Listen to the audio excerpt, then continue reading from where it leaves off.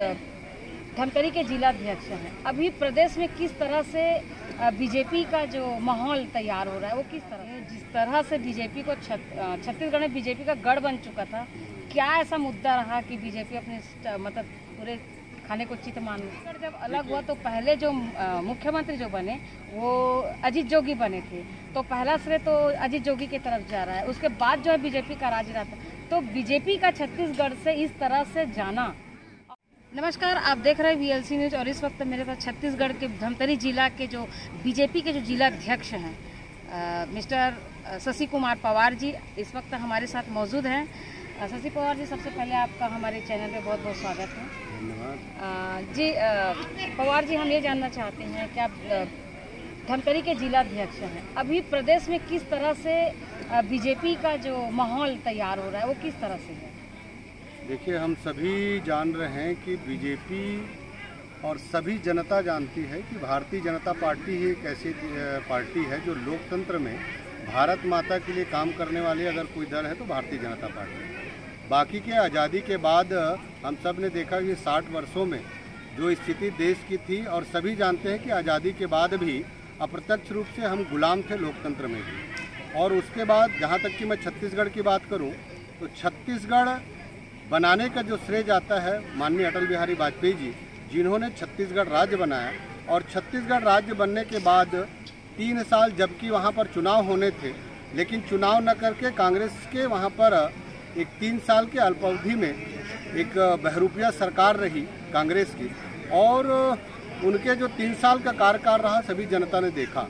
और उसके बाद वास्तविक में जो 2003 से 2018 तक भारतीय जनता पार्टी के 15 साल के शासन डॉक्टर रमन सिंह की सरकार में रही, और जो अटल बिहारी वाजपेयी जी ने शिशु अवस्था में छत्तीसगढ़ को दिया था, उसे डॉक्टर रमन सिंह जी ने 18 साल के नवयुवक के रूप में जो छत्तीसगढ़ का उन्होंने जो विकास किया, सर्वांगीण विकास, न केवल इंफ्रास्ट्रक्चर, पुल पुलिया निर्माण, भवन इत्यादि का नहीं, अपितु धर्म संस्कृति से लेकर तमाम चीज़ों में। और मेन चीज़ जो रहा किसानों का, कि किसानों का मैं समझता हूं कि मैं स्वयं भी किसान हूं, और 15 सालों में जो किसानों की स्थिति जो सुधरी, और उसमें अगर बोलना चाहें तो 50 ऐसे कारण हैं जिनसे किसानों को फायदा हुआ, और वो शासनकाल को भूल नहीं सकते। और उसके बाद फिर से एक ठगने वाली सरकार आई, और उन चीज़ों को हम देख रहे हैं कि 4.5 साल में हमारे यहाँ एक परंपरा है जो पहले पुरातन, इसमें डंगचगहा आया करते थे गांव में जाकर एक मदारी का डमरू बजाना, और डमरू बजाकर भीड़ इकट्ठा करना, और भीड़ इकट्ठा करके तमाशा दिखाने के बाद ताबीज भेजना, ये उनका काम हुआ करता था। पवार जी, मैं आपसे जानना चाहती हूँ, जिस तरह से बीजेपी को छत्तीसगढ़ में बीजेपी का गढ़ बन चुका था, क्या ऐसा मुद्दा रहा कि बीजेपी अपने मतलब पूरे खाने को चित मान? देखिए, जब छत्तीसगढ़ का निर्माण हुआ उस समय छत्तीसगढ़ की जो स्थिति थी, यहाँ पर कुछ भी नहीं था। उस समय ज़रूरतें जो थी वो छोटी छोटी मूलभूत ज़रूरतें थी, रोड, पुल पुलिया, स्कूल, भवन से लेकर इत्यादि जो इंफ्रास्ट्रक्चर थे। और जब वो सारा चीज़ फुलफिल हो गया उस समय में, ये मैंने कहा ना कि कांग्रेस ने जो ठग करके सरकार आया, कि जिस प्रकार से वादे उन्होंने किए, वो वादे वास्तविक में छत्तीसगढ़ के लिए एक लोक लुभावने वादे थे, और छत्तीसगढ़ की भोली वाली जनता। छत्तीसगढ़ जब अलग हुआ तो पहले जो मुख्यमंत्री जो बने वो अजीत जोगी बने थे, तो पहला श्रेय तो अजीत जोगी की तरफ जा रहा है। उसके बाद जो है बीजेपी का राज रहा था, तो बीजेपी का छत्तीसगढ़ से इस तरह से जाना, और क्या ऐसे आप लोगों की तैयारी है कि आपको लगता है कि अगले चुनावी में बीजेपी फिर से लौट आएगी? मैंने वही कहा कि 15 साल शासन के बाद भी जनता ने बीजेपी को आउट नहीं किया, अपितु इनके जो घोषणा पत्र थे, घोषणा पत्र के कारण से छत्तीसगढ़ की जनता, भोली भाली जनता, इनके घोषणाओं में आ गई, और आज वो सारे के सारे लोग ठगा सब महसूस कर रहे हैं। इसलिए मैं कहता हूँ कि काट के हंडी बार बार नहीं चढ़ता, कि इन्होंने जिस प्रकार से ठगा है दोबारा ये नहीं आ सकते। और उसके संबंध में अगर आप चर्चा करना चाहेंगे तो घंटों लगेंगे। जो 36 इनके घोषणाएं थी, सभी घोषणाओं में इन्होंने कंडीशन अप्लाई का जो किया, हर घोषणा पर, चाहे वो युवाओं का हो, चाहे वो धान खरीदी की बात जो ये करते हैं, अगर केंद्र सरकार अपना लिमिट ना बढ़ाए, केंद्र सरकार अगर धान की खरीदी ना करे तो कैसे करेगी ये सरकार? तमाम योजनाएं, जितने भी योजना, इनके जो फ्लैक्सी योजना है कि नरवा गुरवा घरवा बाड़ी, उसमें 1 रुपया का बजट राज्य सरकार का नहीं है। तमाम केंद्र सरकार के बजट, चाहे वो 14 फाइनेंस हो, 15 फाइनेंस हो, तमाम चीज़ों को वहाँ पर जो मूलभूत की उनके पंचायतों के लिए केंद्र सरकार चाहता है उनको लगाया जा रहा है। कहीं पर भी वो चीज़ नहीं लगता कि राज्य सरकार, और मैं समझता हूँ कि आज के डेट में छत्तीसगढ़ का बजट 1.5 लाख करोड़ होना चाहिए। क्या कारण है कि जो अंतिम बजट डॉक्टर रमन सिंह ने 1,10,000 करोड़ रुपए का बजट उन्होंने अनुपूरक बजट के साथ पेश किया था, आज भी छत्तीसगढ़ का बजट उतना ही क्यों है, जबकि तमाम रेवेन्यू बढ़ चुके हैं। कारण वही है कि जितने भी रेवेन्यू है सारे अधिकारी और कर्मचारी के घरों में और इन नेताओं के घरों में। और छत्तीसगढ़, जो बार बार कहा जा रहा है कि छत्तीसगढ़ के मुख्यमंत्री, छत्तीसगढ़ का सरकार 10 जनपद के लिए ATM बना हुआ है, तमाम पैसा वहाँ पर जा रहा है। उन चीज़ों को जनता देख रही है। जनता जब वक्त आएगा तो वो उसका हिसाब देगी। सर, आप ये बताएंगे अभी जिस तरह से आगामी महीनों में मतलब जो चुनाव होने वाला है, उसमें आप लोग को किस तरह की तैयारी लेके आप जनता के बीच में जा रहे हैं? कौन से वादे, क्योंकि एक बार जो है हाथ सत्ता से निकल चुका है बीजेपी का, जो कि पूरी तरह से बीजेपी के हाथ में था। 15 साल बीजेपी ने राज किए। अब क्या ऐसे जनता के लिए कुछ नया उपहार या कुछ नई दिशा निर्देश के साथ आ रही है? किस तरह से आप लोग हमारे पास 3 चीज़ें हैं। एक चीज़ है 9 साल केंद्र में नरेंद्र मोदी जी के द्वारा किए हुए जनहितकारी, जनता तक पहुंचाने वाले ऐसे काम जो आज़ादी के इन 75 सालों में सिर्फ घोषणा पत्र में रहा करता था। चाहे वो 370 का मामला हो, कश्मीर का मामला हो, चाहे वो हम जिसे हमारे आराध्य हैं भगवान राम को 500 साल तक त्रिपाल में बंद करके रखे, आज वो मंदिर भव्य बनने जा रहा है। ऐसे केंद्र सरकार के नरेंद्र मोदी जी के हमारे कार्यकाल 9 साल के, 15 साल के डॉक्टर रमन सिंह के कार्यकाल और इन जो इनके 5 साल के जो कार्यकाल होंगे, हम उसके इतने वास्तविक और तुलनात्मक अध्ययन जनता के बीच में लाएंगे कि जनता समझ जाएगी कि वास्तविक में कौन सी सरकार है। अभी सर बताएंगे कि जिस तरह से अभी 9 साल पूरा कर दिए मतलब केंद्र सरकार ने, तो अभी आप लगातार 9 वर्ष जो मनाते जा रहे हैं, उसमें विशेष क्या लगा?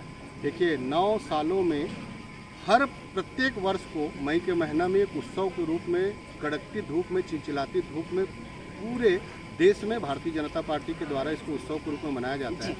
उत्सव सिर्फ इसलिए नहीं कि अन्य लाभार्थी योजनाओं के माध्यम से जो अभी जो चलता है, सवाल उसका नहीं है। मैंने पहले ही कहा कि हमारे देश के लिए जो चीज़ें ज़रूरत की चीज़ें थी, आज़ादी के पहले जो परिस्थितियां यहाँ थी, हमारे देश में सालों साल गुलाम रहा देश, मुगलों ने वहाँ पर राज किया, अंग्रेज़ों ने राज किया, और आज़ादी के बाद भी अप्रत्यक्ष रूप से हम गुलाम थे कांग्रेस के।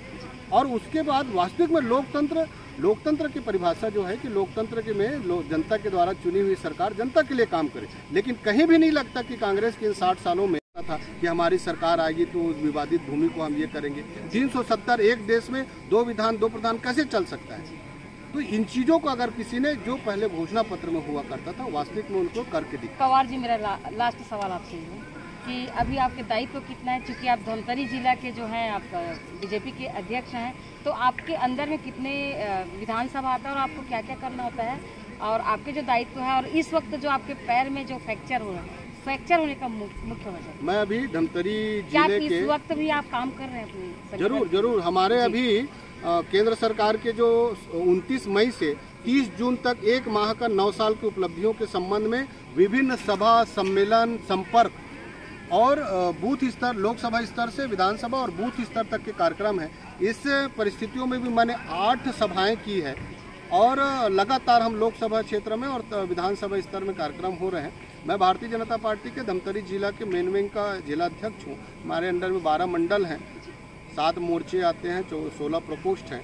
उनके माध्यमों से भारतीय जनता पार्टी आगे चलती है। और ये जो परिस्थिति मेरे पैर के बारे में आप पूछ रहे थे, अभी 17 मई को मुख्यमंत्री जी का भेंट मुलाकात, जिसे हम सेठ मुलाकात कहते हैं, कि तमाम चीज़ें प्रायोजित होता है, दिखाने मात्र को भेंट मुलाकात है। उसमें जब हमने किसी मांगों को लेकर मुख्यमंत्री से मिलने का प्रयास किया तो इनके पुलिस के द्वारा हम लोगों को मिलने से रोका गया। और जब हमने वहां पर जाने का प्रयास किया तो इन्होंने रोक टोक में, और इसमें मेरा पैर फ्रैक्चर हुआ, पैर टूटा, और आज करीब 1 महीने होते जा रहे हैं। लेकिन इन चीज़ों से भारतीय जनता पार्टी का कार्यकर्ता घबराता नहीं है, कितना भी चाहे वो लाठी बरसे। हमने इससे पहले भी इनकी आदत आई वो देखा हुआ है।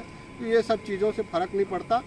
इसका हम उलट जवाब देंगे और भारतीय जनता पार्टी का एक सुशासन यहाँ पर फिर से हम 2023 में कायम। मतलब आप ये मानते हैं कि 2023 में जो बीजेपी की सरकार फिर बनने जा रही है? जरूर जरूर भारतीय जनता पार्टी ये मानती है, और जिस प्रकार से हमारे वरिष्ठ जनों के मार्गदर्शन में पूरे बूथ स्तर में जो कार्यक्रम हो रहे, एक एक कार्यकर्ता उत्साहित है, एक एक कार्यकर्ता कांग्रेस के भूपेश बघेल के सरकार के ठग को समझ चुकी है। इसीलिए मैंने कहा कि काट के हंडी बार बार नहीं चलती।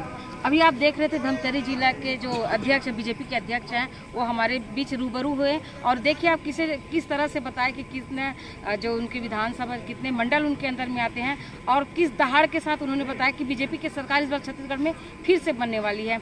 ये तो आने वाला समय बताएगा कि छत्तीसगढ़ में किस सरकार बन पाती है। ये तो एक समय ही बता पाएगा कि सरकार किसकी होगी। जिस तरह से दहाड़ शशि पवार ने बीजेपी के जो जिला अध्यक्ष हैं धमतरी के, उन्होंने जो दहाड़ मारे हैं, हम उम्मीद करते हैं कि दहाड़ इनका बरकरार रहे। हर खबर के लिए बने रहिए VLC के साथ। तब तक के लिए नमस्कार।